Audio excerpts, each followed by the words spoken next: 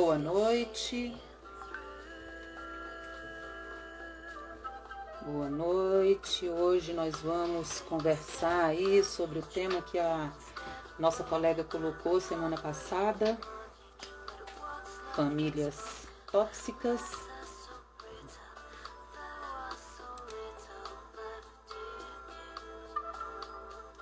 Dá um tempinho,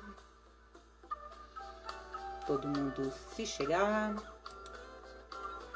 para a gente poder começar.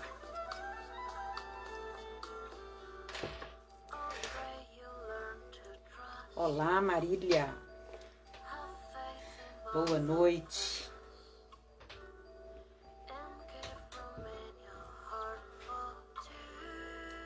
Esperar só alguns minutos e a gente começa a bater um papinho aqui legal. Orquideia, obrigada pela presença de vocês aí. Esperando uns instantes para a gente aquecer as turbinas. Correria de escola, né, meninas? A mesma inconstância, né? A mesma tensão no trabalho da gente, né? E aí, muito legal. Boa noite, Valdina. Boa noite, Ana. Beijo, Aninha. Te amo, gatinha. Boa noite, Valdina. Aninha, uma linda. Que saudade, Aninha. A gente fala que tem saudade da filha e não tem saudade da mãe, né? Nossa, que horror. Mas é porque a Aninha é bebê, né? É o meu bebê. Então a gente fica com saudade vendo ela sempre como o bebê que sempre foi. Não cresce, Aninha. Então, gente, pra gente não estender muito no tempo, né? Vamos começar. Beijo, meu amorzinho. Tenho tanta ternura por essa criança. Ai, meu Deus. Chega, meu coração aquece. Então, assim, vamos começar. Que todo mundo me conhece, né? Mas sempre é bom se apresentar, né? Marília, a gente sente, né? A gente sente feliz quando alguém ama os filhos da gente, né? Mas não tem como, né? Ver, assim, a gravidez, ver nascer, ver crescer. Ah, bom demais, né? Muito lindo. Então, gente, eu vou começar diferente hoje, porque normalmente eu já entro colocando o assunto, né? E daí eu verifiquei que algumas pessoas não me conhecem, né? Conhece aí pelo Instagram, de ver algumas postagens, e aí se simpatizou de alguma forma aí pelo assunto, né? Pelas postagens, e de vez em quando vem aqui assistir as lives na quarta-feira, né? Então, para quem não me conhece, meu nome é Roselene, eu coloquei esse Instagram chamando Solace Psicologia.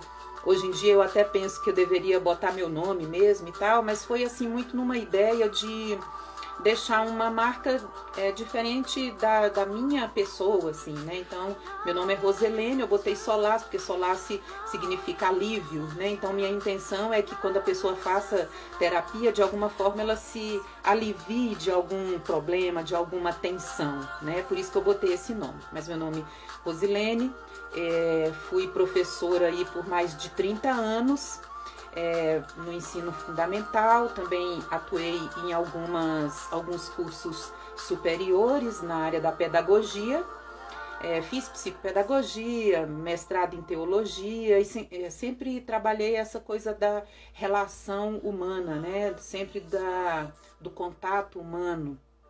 E atualmente aposentei este ano e vim trabalhar na psicologia. Né? E aí, trabalhando na psicologia e vendo as demandas de consultório ali da clínica, tive a ideia de ajudar de alguma forma, principalmente nessa época de pandemia, em que a maioria das demandas que aparecem no consultório são relacionadas a esse momento que a gente está vivendo. Não porque nesse momento essa coisa se estabeleceu como uma ansiedade, uma depressão, né, um estresse. Não é que tenha acontecido nesse momento, mas apareceu, você se deu conta disso nesse momento. Então são as queixas que aparecem no consultório, esse medo, essa incerteza que a gente está vivendo e muitos casos direcionados ao relacionamento interpessoal, relacionamento dentro da família.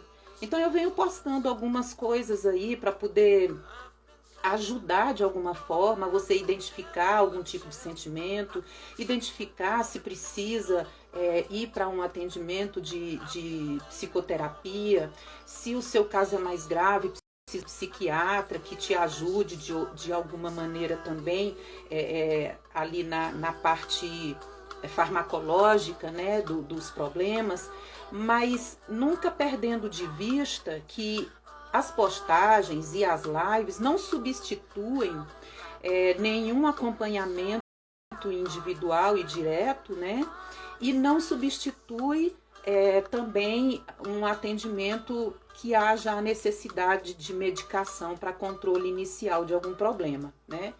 E também a intenção dessas postagens e das lives não é resolver nenhum problema, é jogar uma luz em cima de algumas demandas que a gente muitas vezes sofre e que não compreende que sofre ou que aquilo seja um sofrimento. Então a ideia dessas postagens, a ideia de eu fazer as lives, de eu ficar aparecendo bastante, é justamente de ser acessível, né? De mostrar que pode ser difícil, mas também não precisa ser impossível atravessar um caminho em um momento que você esteja ali sentindo alguma dor que é emocional, né? E desmistificar também essa coisa de que a terapia está muito ligada a problema psicológico, a histórico familiar doentio.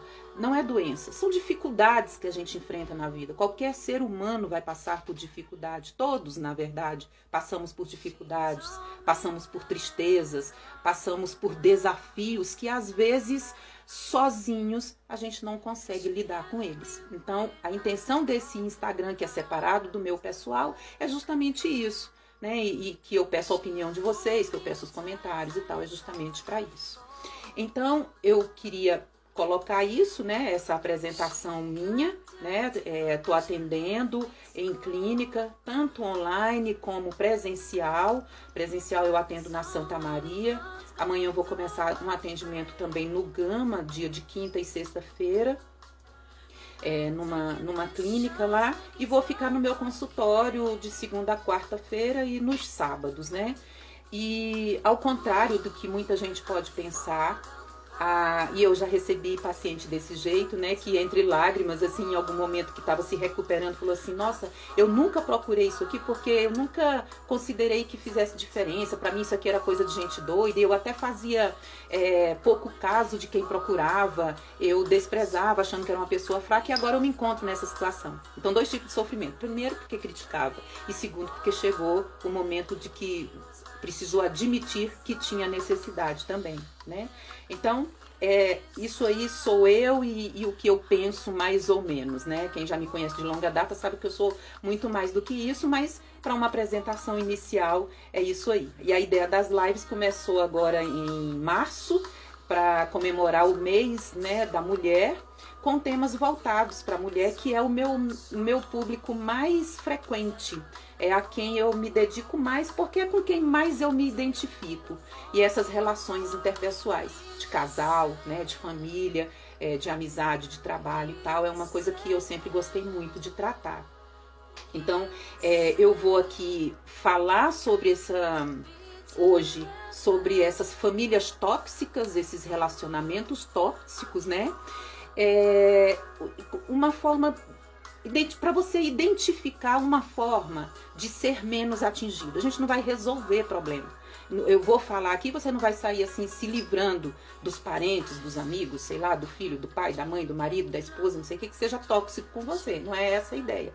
Mas primeiro identificar essas questões das relações, mas também se identificar como um personagem desse contexto que tanto sofre ações como pode causar também, e não identificar que pode ser causador. Não identificar que não se colocando pode ser também um grande problema. E Valdina está dizendo quantas pessoas poderiam ter ajuda se não fosse esse pensamento equivocado.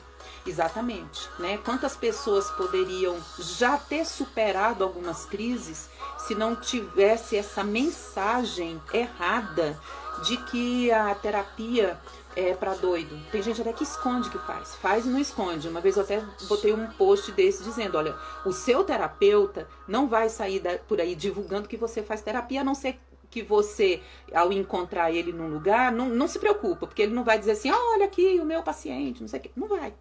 A não ser que você queira se aproximar, cumprimentar e querer dizer eu faço e este é o meu terapeuta, coisa desse tipo, tudo bem. Mas ninguém precisa saber, é uma coisa particular sua, né? É uma coisa que está fazendo bem para você, pode ser uma coisa muito íntima sua, né? É um set que a gente faz tudo para ser adequado e que você sinta a confiança necessária para colocar para fora esses monstros reprimidos de uma vida toda, né? E que sempre machucaram, e que às vezes a gente não admite, né? Então, para essa live de hoje, eu quero te explicar como é que você pode identificar esses comportamentos que são considerados tóxicos. E aí eu vou, durante essa conversa, te dizer 5 pontos, né? Para te ajudar a minimizar as possíveis posturas, más posturas, né, que são infligidas ali para você. Então, antes disso, eu quero perguntar aí se alguém quiser responder, né? Estou atento. Ai, gente, preciso colocar óculos.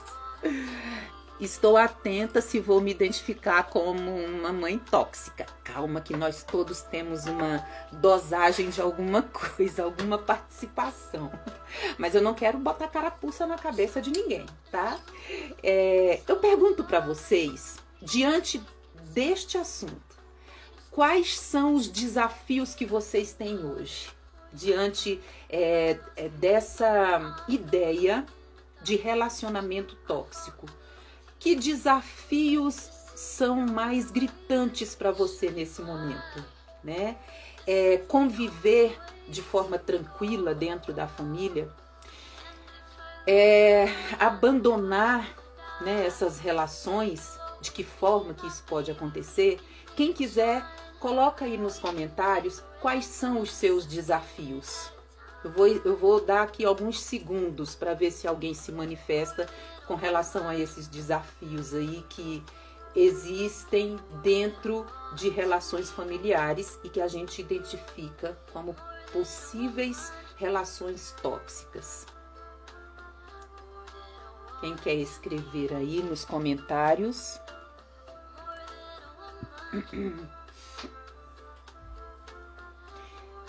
Se não quiser escrever, e daí eu vou continuar o assunto, pelo menos pensa sobre isso. Quais são os desafios? E diante da identificação desses desafios, que às vezes a gente é pego de surpresa e não tem resposta, e depois que o tempo passa é que a coisa vem na cabeça. Qualquer momento que tiver, vocês colocam aí.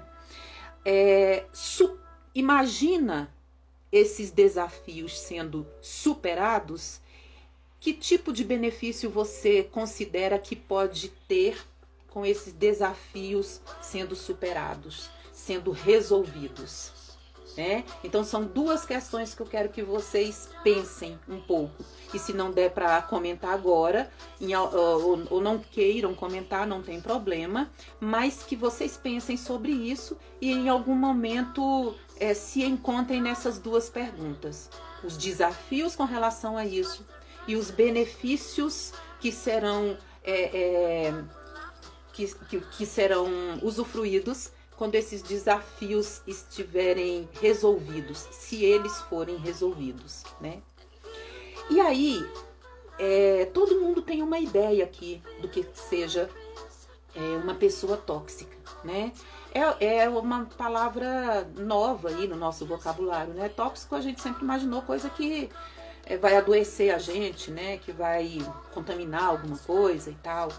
E essa ideia de trazer essa palavra, né, para os relacionamentos é justamente diante do mal que oferece, né, para as pessoas que você está se relacionando.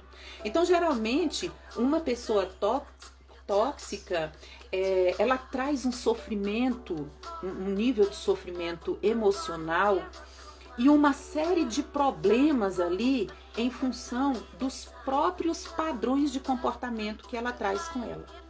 Por que ela tem esses padrões de comportamento? A gente não consegue dizer, né? Por que de repente o tóxico ali na família é a mãe, né? É extremamente controladora, num disfarce de amor e de cuidado que chega a ser sufocante, né?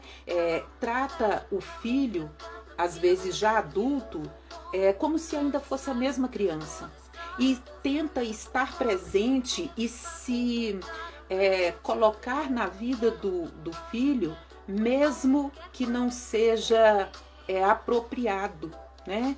Não permite que o outro tenha suas próprias decisões, que pense por si, porque não ensinou isso a vida inteira, e isso é uma ameaça no ponto de vista dela, e às vezes nem tão consciente, né, de que aquele filho vai abandonar. Ela vai deixar de ser útil, né? Esse sentimento que a mãe tem da extrema utilidade e a noção que é insubstituível, né, para o filho, né? Assim como ela teve talvez essa noção de que sua mãe tenha sido insubstituível, ou justamente por a mãe ter sido uma pessoa facilmente substituída, eu não quero ser a mesma coisa para os meus filhos. Então eu preciso proteger de todas as maneiras. Isso causa um sofrimento para o filho, que tem sempre aquela pessoa intrometendo, né, em tudo que vai fazer, em tudo que vai decidir, mas é um sofrimento para a própria pessoa. Se ela não tem assim aquele comportamento de prazer em ver o outro mal, aquele sentimento de prazer em ver o outro mal, ela também termina sofrendo bastante, porque ela não consegue controlar tudo, ela não consegue resolver tudo, né? Ela não consegue dominar tudo, e isso é uma coisa que muitas vezes é problemático, né?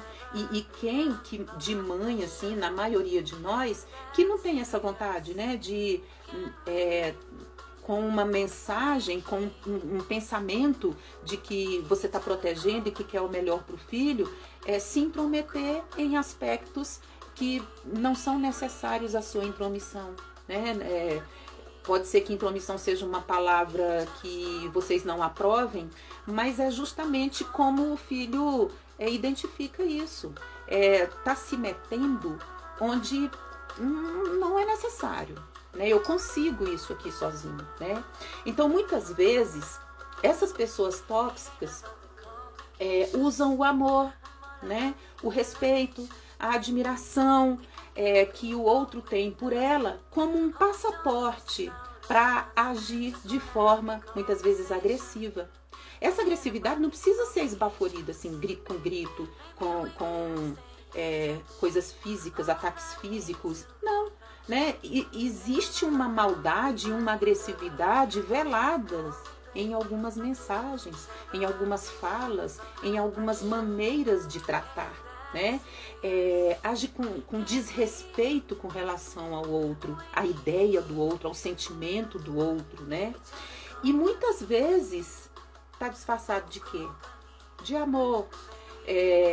ou encoberto por aquela fala de eu sou assim mesmo, eu fui criado desse jeito, eu sempre agi dessa maneira, eu não tô fazendo nada contra a pessoa, é porque eu sou assim. Então você se vê numa situação, quem é vítima aí do relacionamento tóxico, se vê numa relação em que eu vou ter sempre que calar e aceitar, porque esse é o jeito dele. Porque essa desculpa já foi usada ao longo da vida, em todas as relações que essa pessoa teve. Então não vai ser diferente, por exemplo, numa relação com filhos, com esposa, com marido, né? Dependendo aí da função dentro da família. Então ter um relacionamento tóxico com amigos, com conhecidos, com colegas de trabalho, sei lá, quase todo mundo tem. Sempre tem alguém que em algumas falas te faz mal, te espeta, mexe com coisas que te desagradam e que te incomodam. Só que, não é da tua família, então tá tudo bem, né? Você consegue se livrar, cancelar, né? A palavra da moda, você consegue cancelar essa pessoa. Ela não vai fazer diferença. Ela não faz parte do seu vínculo estreito ali dentro da família. Mas quando essa pessoa é nossa família, é nosso familiar, é nosso parente próximo, a gente não consegue perceber o nível de toxicidade dessa pessoa na nossa relação, porque a gente procura justificativas para isso, né? Então, primeiro que a gente não escolhe a família que a gente vai nascer, chega no mundo e aí tá naquela família. Se houve alguma escolha antes da gente vir para cá, talvez a gente não tenha participado. E se participou, não tá na memória da gente, porque a gente nasce ali sem saber quem são aquelas pessoas e vai se adaptando, né? Se nascer ali e for doado para outro país que seja, vai se adaptar do mesmo jeito, né? E por mais que possa parecer visível, a gente tende a tolerar essas atitudes tóxicas dos familiares. E isso talvez não aconteceria se essa pessoa não fosse da sua família. E por que a gente suporta isso, né? Por que a gente aceita isso dentro da família? Porque historicamente foi assim que se estabeleceu. Foi assim que a gente foi ensinado. Que a família é sagrada, que a família é o melhor lugar do mundo, que não existe nada melhor do que a família. Deixa eu ver aqui que tem alguma mensagem. Tem pessoas que passam a vida toda precisando de amuletas e outras sendo muletas. Acredito que isso seja o que dá sentido na vida da pessoa. É verdade. A gente se acostuma tanto a tudo, seja de bom ou seja de ruim, que até quando tira alguma coisa ruim, você sente falta daquilo, de tanto que se acostumou a vida inteira, né? Enfim, então a família é a instituição que nos acolhe nesse mundo, que nos ensina como se relacionar, né? Como viver fora daquele contexto, né? São nossas primeiras relações, nossos primeiros vínculos, é onde a gente identifica emoções, sentimentos, onde a gente aprende a interagir, né? E aonde a família é quem nos dá acesso às outras relações, né? É a família que nos apresenta ao mundo, né? Depois a gente vai para a escola e ali se estabelece as relações com pessoas que não fazem parte do mundo da gente e que pode começar a fazer parte em um compartimento diferente, né, do que a família é. Porque, como eu disse anteriormente, historicamente a gente entende que a família é o lugar sagrado, a família é o lugar seguro, na família não tem violência, não tem agressividade, não tem abuso, não tem necessidade de um estar melhor do que o outro. Isso é o que está no inconsciente aí, né? Assim, é a mensagem que a gente acredita por acreditar, porque se convencionou, se naturalizou acreditar nisso. Quando os abusos começaram a ser divulgados, a gente começou a entender que existem famílias que são muito nocivas, né? E são nocivas não só entre adultos, mas também nas relações com as crianças. As crianças crescem em um ambiente tóxico, se tornando pessoas tóxicas, adultos tóxicos, que vão se relacionar com outras pessoas fora dessa família, né? Um abusador de forma agressiva, que espanca, que maltrata, ele teve uma escola disso. Naturalmente, ele não nasceu para ser dessa forma. Ele foi construído dessa maneira, porque a gente se constrói nessas relações, nessas primeiras relações. Então existem muitos tabus com relação à família. Por exemplo, que a gente não pode ter sentimentos negativos com relação à família, que a gente não pode duvidar dali do pai, da mãe, do amor deles com a gente. Existe a ideia de que os pais amam todos os filhos de forma igual, né? E não é bem assim. Só que um pai, uma mãe não vai admitir, eu gosto mais de A do que de B, né? Mas dentro dele existe essa preferência. E em algumas famílias isso é muito escancarado. E isso é uma forma de relacionar-se que agride os outros que estão ali, que se sentem repelidos daquele amor. Né? A gente percebe por ações, por palavras, por benefícios dentro da família, quem é o preferido. E às vezes vira uma piada ali, uma coisa de que é engraçado. Ah, esse é o queridinho da mamãe, esse aqui é o queridinho do papai. Eu não sou queridinho de ninguém, mas eu também não tô nem aí. Mas não tá nem aí, mas começa a exercer um papel dentro daquela família, tipo do rebelde da família, do que antes a gente chamava de a ovelha negra da família, né? Que nem adianta, com fulano não adianta, porque ele é todo estranho, é todo fora da família. Mas essa mensagem foi passada por ele dentro da família, né? Pelo pai, pela mãe, pelos irmãos, por quem quer que seja que compõe essa família. Isso não veio do nada. Tiveram alguns indícios ali que levaram essa pessoa a perceber isso. E nessa percepção ele passou a acreditar nisso, né? Então, assim, quando isso existe, começa a ter brigas, a ter conflitos dentro dessa família, né?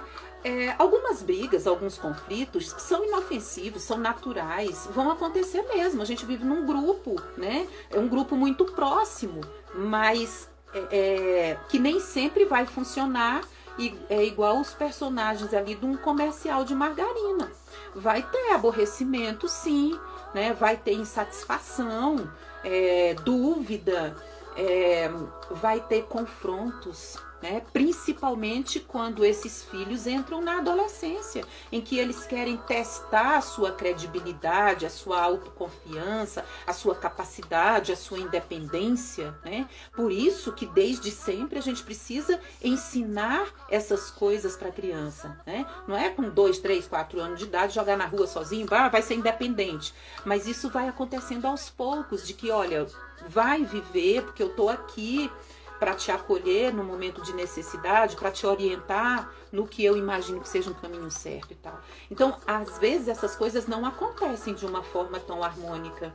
E as famílias costumam se desestruturar muito quando as crianças crescem.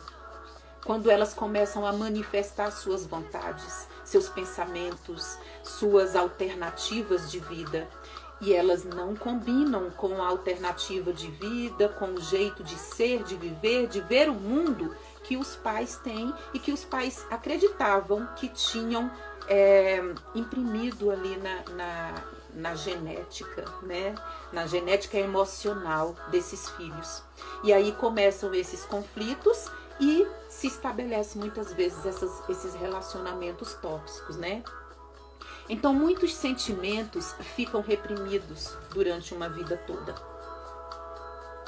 Alguém queria entrar aqui. Ao mesmo tempo que a família pode dar amor incondicional, pode reconhecer aquela pessoa, fortalecer a identidade dela para ela mesma e para o mundo, também pode estabelecer algumas dores e fragilidades, né? E embora tenha muitos sentimentos bons, que a gente não vai deixar aqui de dizer que uma família, em sua maioria, tem os sentimentos bons, tem a preocupação, lógico que tem muito amor. Essas relações familiares nem sempre têm assim harmonia e nem sempre as coisas se resolvem de forma harmônica, né? Essa proximidade traz algumas tensões. Muitos viram isso na própria quarentena, que até o número de divórcio aumentou, né? Que algumas pessoas mudaram de apartamentos para casas, para ver se tinha um certo distanciamento ali para evitar algumas crises, né? Porque, de certa forma, algumas coisas que alguns componentes da família fazem incomoda um, incomoda o outro. Então, se tem um espaço maior, essas coisas são mais distribuídas ali, né? Então, em momentos de decisões individuais, né, envolve ali o interesse do coletivo, da família, é onde costuma aparecer muitas crises. Então, assim, namoros, né? Escolha de profissão, de curso superior, às vezes a família se programou, os pais se programaram para uma coisa e o filho tomou outro caminho. Às vezes sonhou alguma coisa, depositou as suas frustrações, né, na vida dos filhos. Eu vou me realizar através do meu filho, ele vai querer e eu vou dar condição para ele fazer o que eu não tive condição de fazer. E isso é uma grande armadilha, né? Porque talvez isso não se realize, talvez não funcione dessa maneira. E aceitar isso é um grande problema. Muitos pais não aceitam, né? E isso é falando de coisinhas tranquilas, né? Que é a escolha de profissão, né? Que é fazer um curso superior ou não fazer, começar a trabalhar logo, trabalhar primeiro para fazer um curso superior depois, fazer o curso primeiro, trabalhar depois. Então, enfim, nessas discussões de decisões individuais que vai atingir aquela coletividade é onde acontece muitas tensões. Então, esses conflitos que são positivos, eles podem mostrar ali também novos caminhos, quando as coisas são discutidas e resolvidas de uma maneira saudável. Só não pode ser constante, toda decisão ser um conflito, toda decisão trazer incômodos, brigas, né? E tem até uma fala que parece que tudo que o fulano faz é para me agredir, é diretamente contra mim, né? Mas, de certa forma, o incomodado sou eu, que estou percebendo isso no outro. Porque o outro está tentando levar a vida dele. Mesmo que esse outro seja meu filho, que eu tinha domínio nele até um certo tempo. E que agora eu não tenho mais esse mesmo domínio. É natural, né? E que bom que seja natural. Porque se os pais pararem para olhar a própria história, ele vai ver que enquanto ele era adolescente, ele também viveu conflitos para colocar a sua própria vontade ali diante da família, para ele viver o que ele escolheu. E aí, quando você vira pai de adolescente, parece que você esqueceu disso ou nunca foi adolescente. E aí parece que tudo que o adolescente está fazendo, por exemplo, o jovem ali está fazendo, é uma agressão diretamente contra você. Se a gente parar um pouco para analisar a nossa história enquanto ser humano, né, dentro do outro núcleo familiar que a gente foi criado, a gente vai perceber que em muitos momentos a gente foi agressivo com os pais, a gente quis que o nosso ponto de vista fosse respeitado e muitas vezes não foi. Quantos saíram de casa tão cedo para poder se livrar da presença considerada opressora da família, para poder se livrar, para viver novas coisas e viver de forma livre. E nesse momento, quando pensa em construir a própria família, já fala, eu nunca vou fazer isso com os meus filhos, eu vou ser totalmente diferente. E aí, quando a situação se estabelece, você tem uma família, seus filhos cresceram, você começa a perceber que a banda não toca bem assim. e que você precisa, já que você é o adulto ali, manter a cabeça no lugar para poder dar o seu melhor e não tornar essa relação uma relação prejudicial para ambas as partes, mas deixar que o outro se descubra, né? Mesmo que você tenha a tendência de querer proteger demais para que ele não sofra, porque você já percorreu o caminho e quer que ele percorra um caminho muito mais suave do que o que você percorreu. Mas cada um vive a sua dor, cada um leva a sua bagagem, mesmo que essa bagagem não seja a que eu queira que o outro leve. É ele que vai resolver qual é a bagagem que ele tem que levar. Então,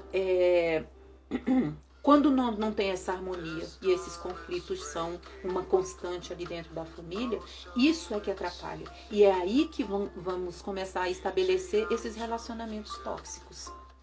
Gente, a qualquer momento que alguém quiser comentar alguma coisa, perguntar alguma coisa, não tem problema, tá? Então, reconhecer a toxicidade de uma relação é você conseguir medir, né, o quanto de dor, o quanto de sofrimento essa convivência traz. Desconforto que causa, o sentimento de inferioridade que causa no outro, a descrença que você tem em cima do outro, das potencialidades dele, da capacidade dele de se resolver, de viver, de decidir, humilhação, né? Então, os abusos esses são alguns comportamentos que podem existir em uma relação tóxica, onde eu quero diminuir o outro, né, de todas as maneiras, para que o outro perceba que eu sou mais poderoso, que eu detenho o poder, que eu detenho o conhecimento, que eu detenho assim, a fórmula mágica para a vida correta. Isso pode acontecer também, gente, fora do ambiente familiar. Como eu disse no início aqui que a gente começou a conversa. Então, é possível se blindar dessa toxicidade alheia? Vai depender, né? Vai depender de como a gente está falando desse relacionamento, né? Relacionamento é uma coisa muito relativa. É uma coisa ali de dar e receber, né? Então, o que a pessoa faz que te agride? Identificar quais são os comportamentos agressivos dessa pessoa, que estão ali velados em alguns comportamentos e em algumas mensagens, ou mesmo de forma física, né? De forma psicológica, de forma física, né? Qual é a intensidade dessas ações, né? E o quanto isso pode estar afetando você. Então, identificar o que essa pessoa faz e te agride e o quanto ela te agride com isso que ela faz, né?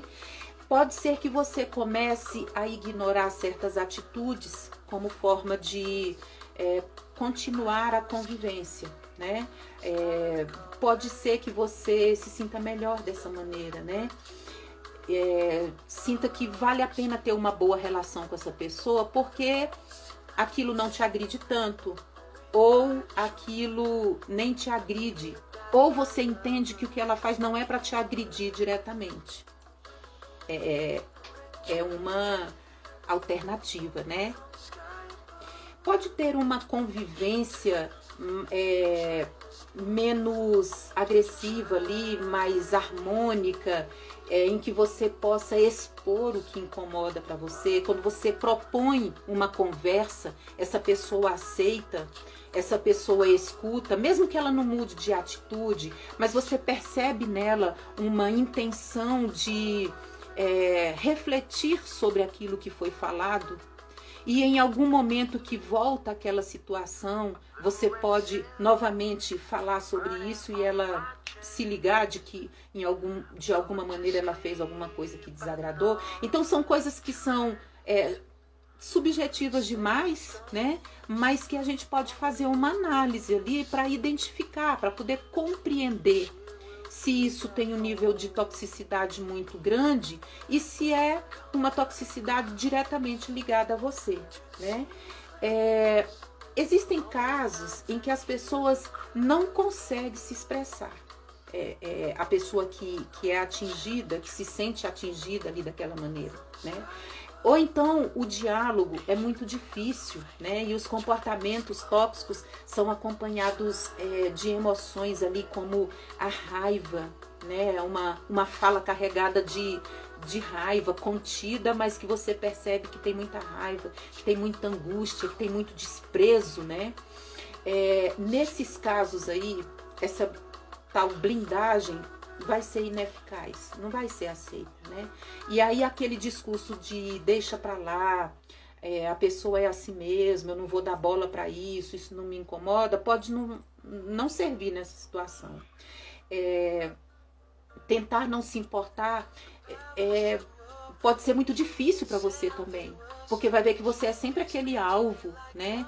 Ou que essa pessoa faz de todo mundo um alvo ali dentro. Ou até que mais de uma pessoa, você identifique que mais de uma pessoa ali está causando problema. E muitas vezes, gente, é necessário romper laço. Assim como você faz com as pessoas que não são da sua família, em algum momento você vai precisar fazer isso com quem é da família também. Se é apenas parente, sei lá, você já não convive com um irmão, uma irmã, e toda vez que se encontra é uma coisa desgastante, é uma coisa que te agride ali diretamente, as atitudes, é um cunhado, uma irmã, um irmão, um tio, sei lá. Vamos colocar ali numa balança qual é a necessidade que você tem dessa pessoa. Você precisa dela nas suas relações? Ela contribui de alguma forma material, de alguma forma financeira ali, você depende dela de alguma forma? Porque se não depende, viver essa relação só te traz dor, então corta o vínculo, sem briga, sabe? Não precisa de briga. Simplesmente fala, bom, eu reconheço pra mim que isso não tá me fazendo bem, então eu prefiro evitar. Eu prefiro evitar evento que essa pessoa tá, ou se a pessoa tá no mesmo evento que eu prefiro não criar ali um diálogo com ela, não ter um diálogo, porque eu já sei como é que vai acabar, né? Agora, ser sempre o saco de pancada, né? E tentar compreender e perdoar, porque é família, porque é irmão, porque é mãe, porque é pai, porque é um tio, porque é não sei o quê, porque em algum momento da vida teve uma lembrança boa com aquela pessoa, tá? Leva a lembrança boa com você, mas nesse momento essa pessoa tá te fazendo mal. Então você não é obrigado a passar por cima do seu sentimento para poder conviver com uma pessoa que faz mal para você.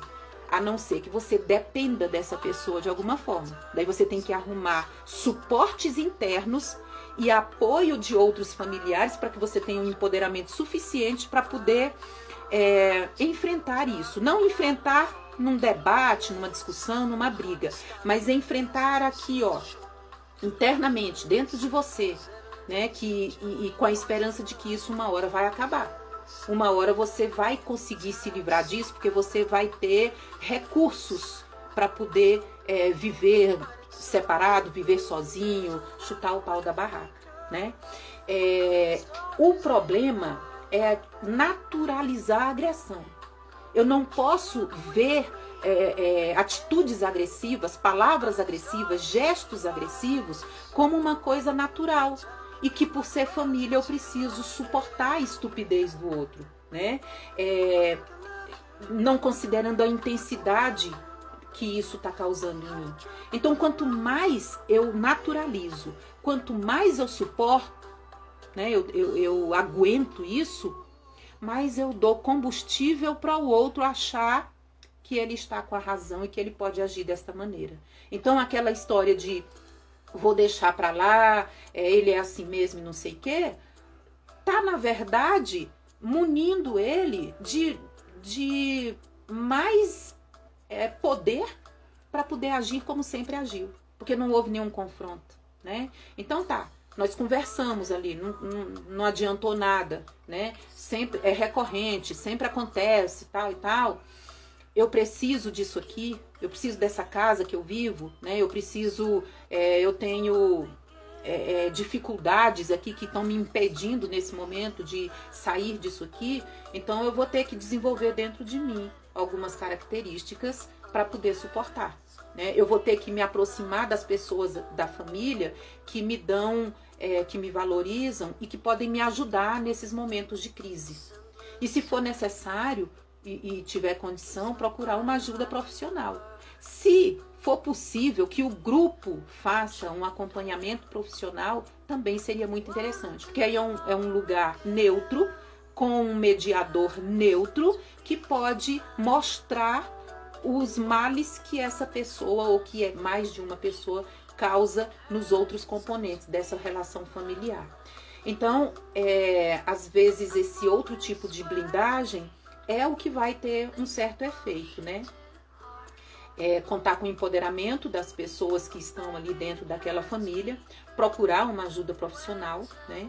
E prestar muita atenção, porque muitas vezes essas agressões, esses comportamentos de desprezo, de raiva, de um nível de exigência muito grande, é em cima de crianças, né? E crianças não têm recursos para poder se defender.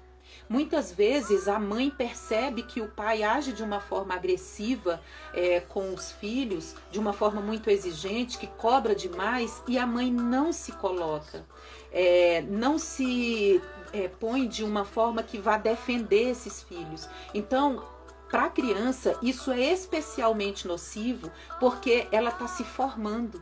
E o que ela vai entender de relação natural é essa relação que é nociva. Uma vez sendo tratado assim, ou ele vai seguir vida fora com uma autoestima completamente abalada, desestruturada, sem consciência do seu amor próprio, do seu senso de identidade, ou ele vai ser um novo agressor, uma nova pessoa tóxica, um novo adulto tóxico, porque foi o que ele conheceu de relação. Então ele vai se relacionar desse jeito, porque foi o estudo, a escola dele foi essa aí, né?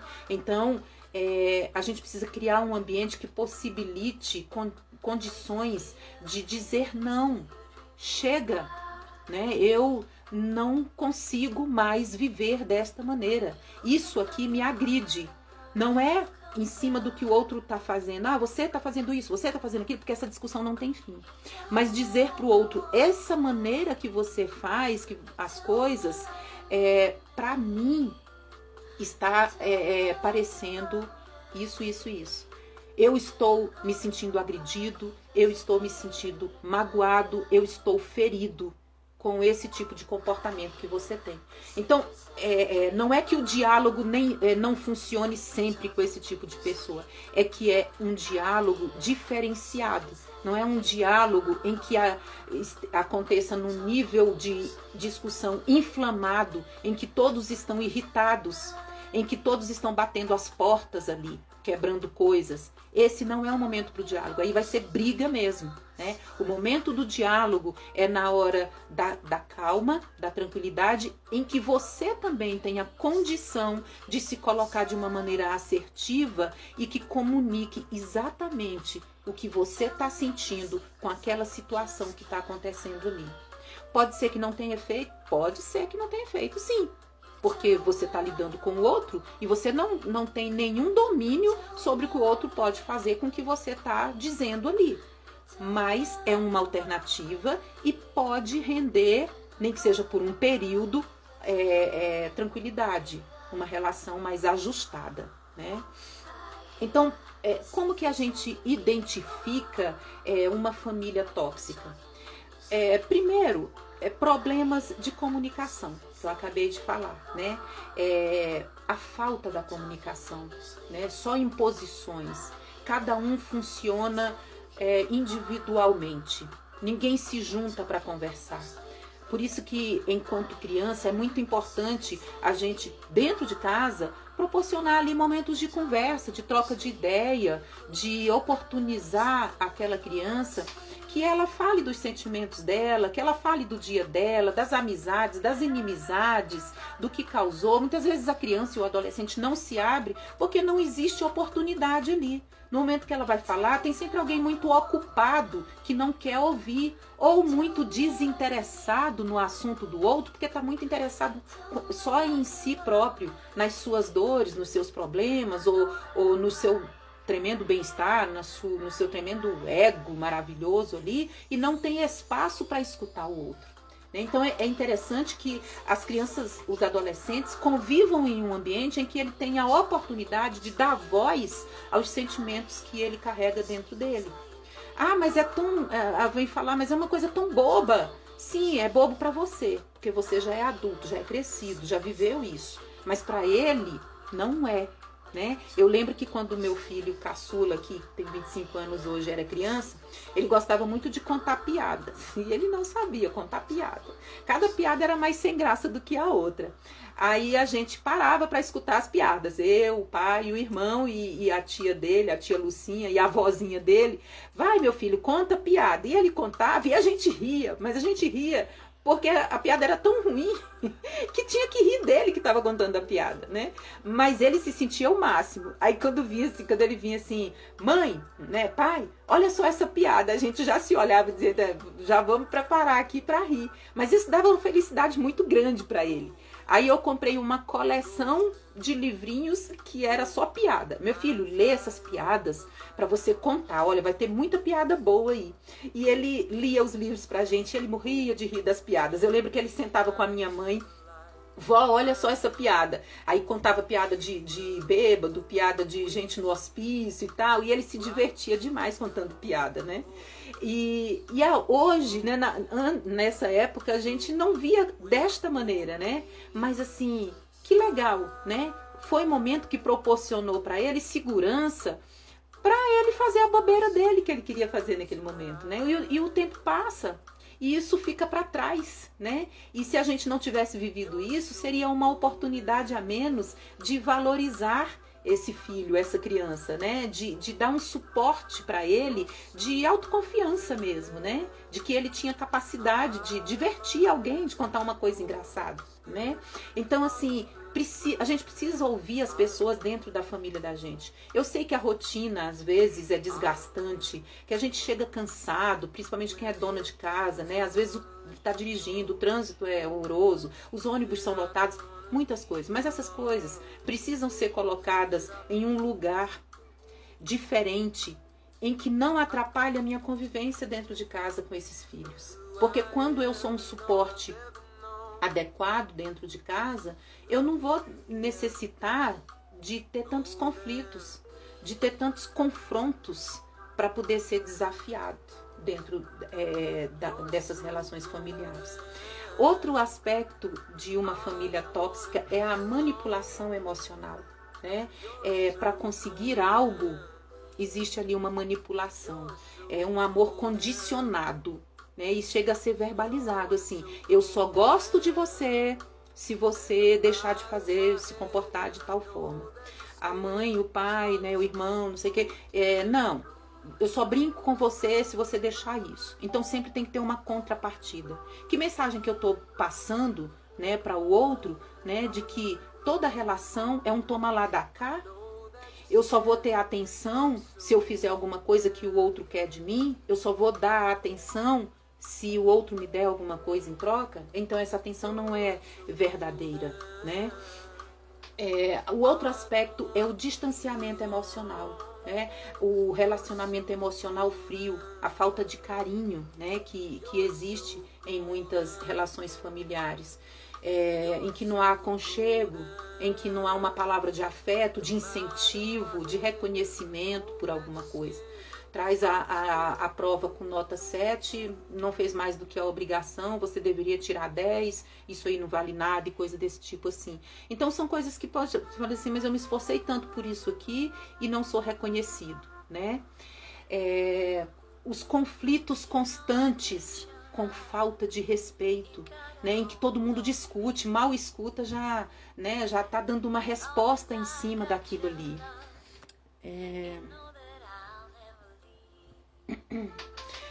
5, o quinto aspecto de uma família tóxica, né? A troca de papéis dentro da família, né? Onde os pais são imaturos e os filhos em algum momento precisam tomar o papel de responsável por aquela família. Ou uma triangulação que a gente chama, né? Tá aqui a mãe, né, junto com um filho né, para poder tomar as decisões dentro da família. Porque o pai é totalmente responsável, ou a mãe é totalmente responsável. Então joga nas costas do filho uma carga que não é dele, que é a carga de ser responsável por aquela família. Porque os pais estão vivendo uma adolescência tardia, ou o que é, né? Então essa troca de papéis dentro da família tem que ser muito bem observada. Filho é filho. Filho não é pai dos outros filhos. Né? Filho não tem que ser colocado como alguém que precisa ser respeitado numa questão assim de hierarquia dentro da família. Né? O fulano é mais responsável, então você vai falar com seu irmão. Né? Não, isso aí é seu irmão que entende, não sei o que, é sua irmã que entende, porque é o mais velho, porque é não sei o que. E muitas famílias antes, na minha época de adolescente, de criança, tinha isso. Não era maldade, mas hoje a gente é esclarecido. Né? A gente tem condição de estudar e de compreender como que as famílias devem funcionar e podem funcionar de uma maneira melhor. Então, quando eu, que tenho a idade que tenho, na minha adolescência, meu pai dizia, teus irmãos têm que te respeitar, eles acreditavam nisso, eu também acreditava nisso, e eu tomava para mim essa responsabilidade. E que traz uma carga muito grande. Porque, primeiro, você não pode frustrar a expectativa de ninguém. Todo mundo está esperando de você que você seja sempre o correto. Se você pisar na bola em algum momento, os irmãos vêm em cima de você, cobrando, porque você sempre quis ser o bonzão, a boazona, e naquele momento está fazendo uma coisa errada. Você deixou de ser o exemplo.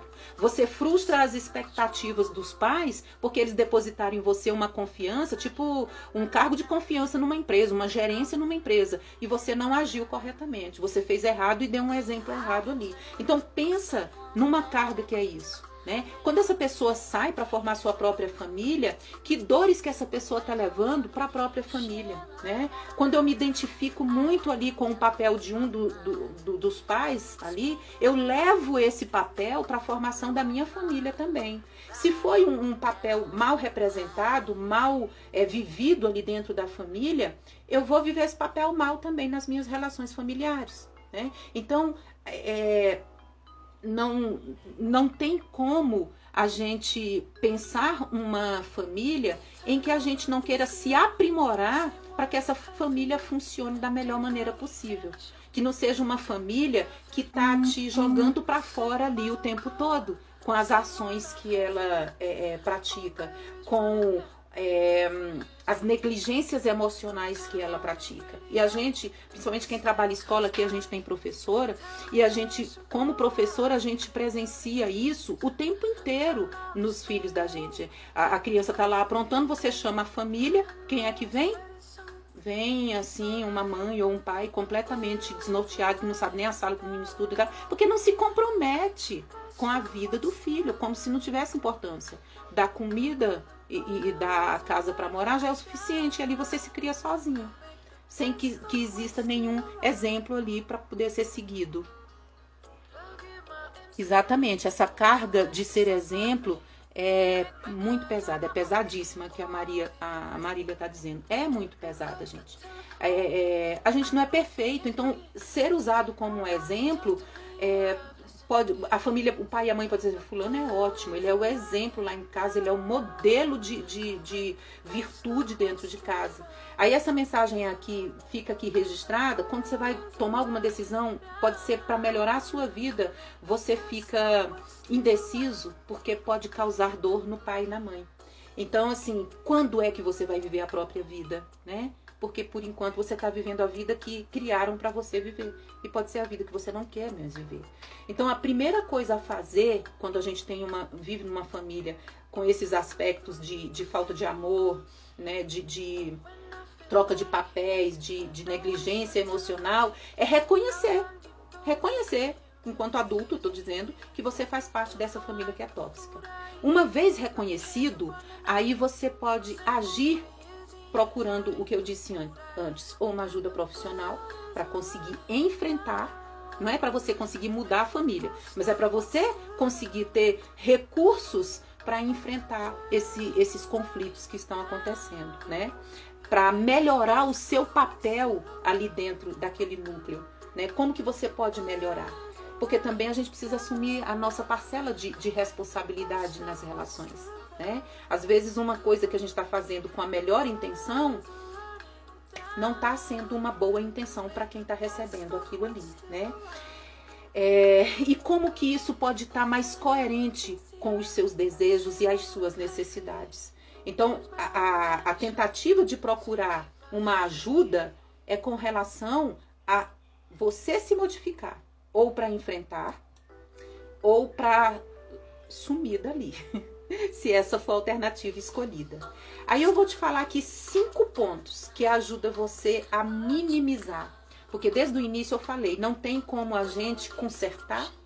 Não é essa live não é, vou curar, vou resolver a família, não sei o que, não, nada disso, né? É identificar, é minimizar, é neutralizar algumas ações, é não sofrer diante daquilo que está acontecendo, até o momento que você puder se livrar, cortar os laços, se for essa necessidade. Então, primeiro é ter empatia, se colocar no lugar do outro, né? Mas o outro está sendo agressivo, não sei quem. Então, vamos perceber quem é esse outro aí agressivo, né? É o pai, é a mãe? Qual a história que ele traz da vida dele? O que ele conheceu como uma estrutura familiar, como um modelo familiar?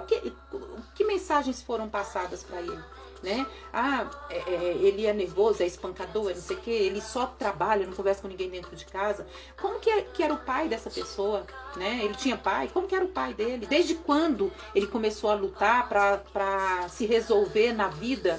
Né? Ele teve a oportunidade de ter relações amorosas dentro da família. Então a empatia vai te dar essa capacidade de se colocar no lugar daquele que você considera o seu algoz ali dentro da família, né? É difícil? Pode ser, mas não é impossível. A partir do momento que a gente começa a compreender o processo que o outro elaborou na vida dele, que o outro se construiu, eu consigo entender as ações dele nesse momento. E por que ele não muda? Porque ele não sabe que pode mudar. E muitas vezes ele não reconhece aquilo como um comportamento errado, como um comportamento nocivo, como um comportamento prejudicial para a família dele. Ele não entende isso. Ele não compreende que ele é o grande causador dos conflitos ali dentro. Talvez com a maturidade, com o tempo, ele perceba. Talvez com perdas ele perceba.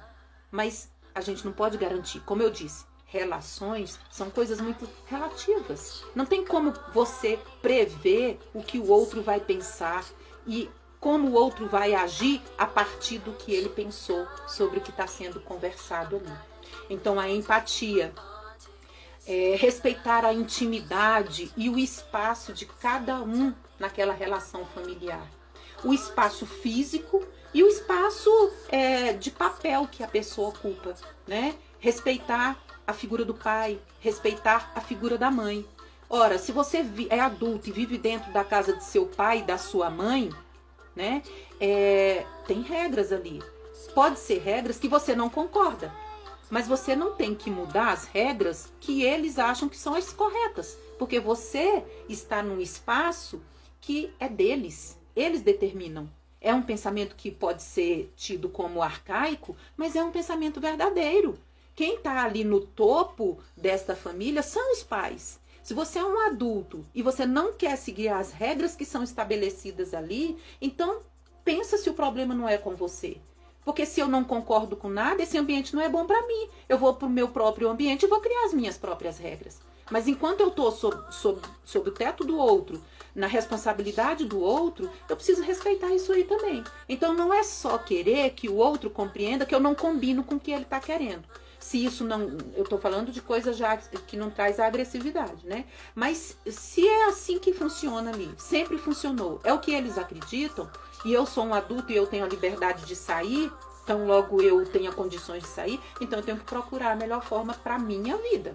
Mas eu preciso ter essa empatia para poder reconhecer isso no outro, e eu preciso assumir a minha responsabilidade e respeitar, né, o espaço de cada um, a intimidade de cada um.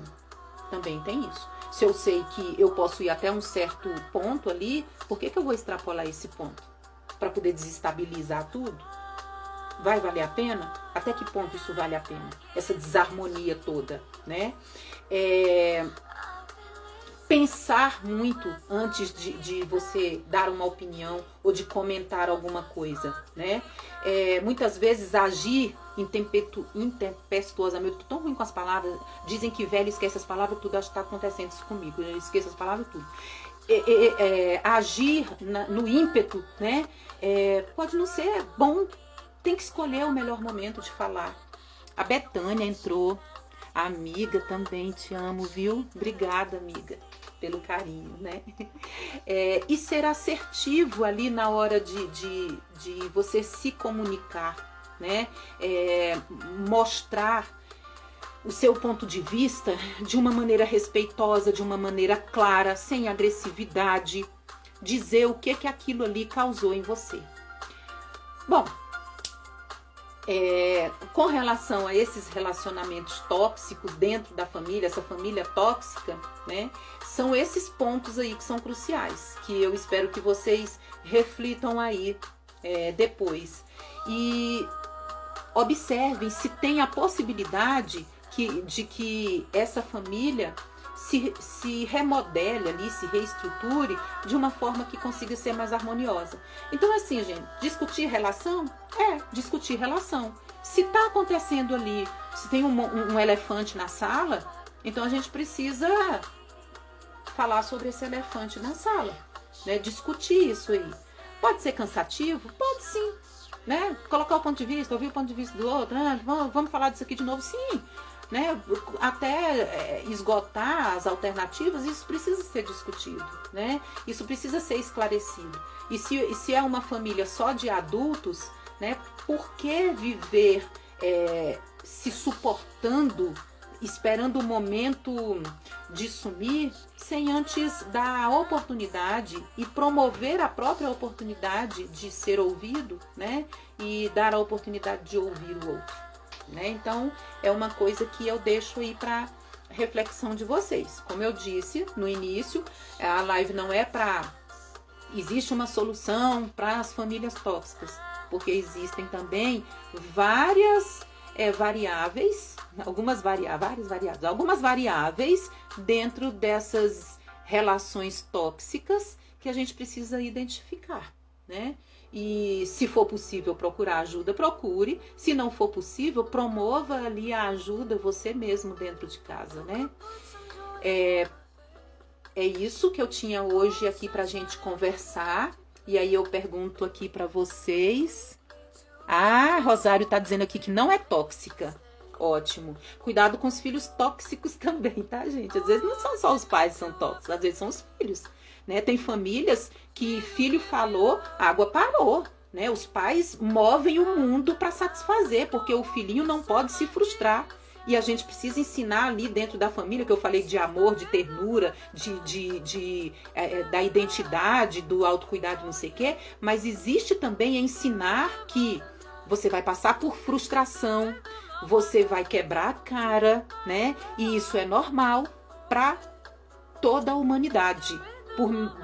Pelo berço de ouro que você nasceu, que tenha sido de ouro e diamante, você vai se frustrar. O mundo não gira ao seu redor, não está aos seus pés. Então vai ter coisa que os pais não vão conseguir fazer. Então não é só, nas famílias não tem só pais tóxicos, não. Existem os filhos tóxicos também, e desde pequenos. E eles não são porque são, eles são porque têm oportunidade de ser. Porque se não tivesse oportunidade de ser, não seriam. E cresce desse jeito. E vira um grande monstro. Né? E não significa que, como pai e como mãe, você fazendo absolutamente tudo que o filho quer, você vai ter ele a vida toda. Né? Não significa que ele vai te amar incondicionalmente. Porque ele só conhece amor por si.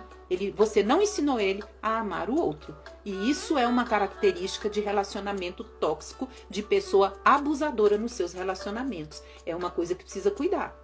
Outra coisa que eu falei lá no começo é negligenciar um filho em detrimento do outro. Um é a estrela, né, é perfeito, é maravilhoso, e o outro, porque não age conforme o que você quer que ele haja, você despreza totalmente. São coisas que a gente precisa ter muito cuidado, né? O amor não é igual, mas não precisa ser ofensivo para um e extremamente amoroso para o outro, né? Vamos equilibrar aí essa dosagem do amor e da atenção também para os filhos, né? Deixa eu ler aqui o que vocês colocaram. O Rosário tá rindo no mínimo de mim. Deixa eu colocar óculosinho aqui para ver. Ah, que bom, gente. Rosário disse que não. As meninas se cumprimentando. Rosário não é tóxica. Apesar dos surtos, todos nós vamos surtar. Ótimo, né? A Ivaldina disse que passa a semana esperando aqui pela live. Obrigada, Ivaldina. Amei a live, a Lani. Obrigada, Lani. Marília, parabéns. Obrigada pelo conhecimento. Obrigada. Né, Marília? E eu já fiz cirurgia. Hoje eu perguntei pro médico se eu posso fazer cirurgia de novo, para não denunciar assim tanto essa necessidade. Ainda bem que ele tá aqui pertinho, ó. Tirei a corda para não brigar aqui com o meu colar, né? Porque eu queria um colar grande. Se eu pusesse a cordinha, ele ia ficar pendurado junto com a corda, não ia combinar, então eu tirei a corda. Vocês nem sabem como é os bastidores dessas lives, né? Que eu tenho que ver a luz, aí eu faço uma live falsa primeiro, num perfil fechado, para ver se funciona, se a luz tá boa, se a maquiagem tá boa, para não usar filtro, né? Para não dizer que eu preciso de filtro porque eu sou tão feia ou tão velha assim. Então é uma guerra comigo mesmo aqui, né? E, gente, querem perguntar alguma coisa, falar alguma coisa aí a respeito do nosso assunto? O que essa live ajudou em vocês? Obrigada, Betânia. Betânia, você sempre foi a minha inspiração, assim. Você me deu coragem para muita coisa na vida. Você pode nem saber disso, mas quando eu via você assim, enfrentando as coisas, chegando nos lugares de peito aberto e resolvendo tudo, nossa, eu babava com aquilo. Eu peguei muitas coisas de você, assim, de coragem, de determinação. Você foi a minha inspiração muitas vezes. Muitas pessoas, né, gente, inspiram a gente, assim. Das minhas colegas de trabalho que viraram amigas queridas, eu tenho, assim, muitas características que eu admiro e que eu trouxe pra vida, assim. Né, Marília? Marília também é uma pessoa que é uma pessoa ímpar, que contribuiu muito, muito generosa em tudo que sabe. Eu nunca escondi isso de você, Marília. Admiro muito a capacidade, a generosidade de compartilhar, Nossa, aprendi muito com você também, muito. E é isso, gente. Alguma pergunta? E se quiser depois, vocês podem colocar lá nos comentários. Eu vou salvar essa live lá no IGTV, né? Deixar salva para quem não conseguiu assistir, queira assistir, ou para quem vocês queiram indicar também, faz isso. Aí eu vou falar igual as blogueiras, faz isso pro canal crescer, para ter seguidores e não sei o quê. E aí eu continuo, gente, tá? Entregando aqui alguns conteúdos, algumas contribuições, né? Pra gente se conhecer cada vez mais, tá bom? Aninha linda, eu que agradeço, minha florzinha. Qualquer dia a tia vai olhar você, vai ver você. A gente marcar aí de uma saidinha, um lanchinho, né, Aninha? Gente, beijo, tchau. Muito obrigada por todo mundo aí que participou. Se tiver sugestão para uma live da semana que vem, aí a gente pode se encontrar toda semana. Pode sugerir. Eu vou olhar algum material e ver que tema que a gente pode trabalhar mais ainda, mas a sugestão de vocês é muito boa, porque aí eu faço uma coisa que é diretamente voltada ao pedido de vocês, aí fica muito mais interessante, tá bom? E é isso, gente. Beijo para todo mundo, muito obrigada. Semana que vem eu vou pensar em alguma coisa ou vocês me deem qualquer ideia e aí eu coloco nos stories e no feed a gente se encontrar de novo, tá bom? Obrigada, Rosário. Beijo, gente. Deixa eu ver que hora é essa. Eita, hoje foi grande, eu sempre falo demais. Beijo, galera. Vou finalizar aqui para poder salvar, senão não vai salvar, tá bom? Beijinho para vocês. Comenta, tá? Comenta depois.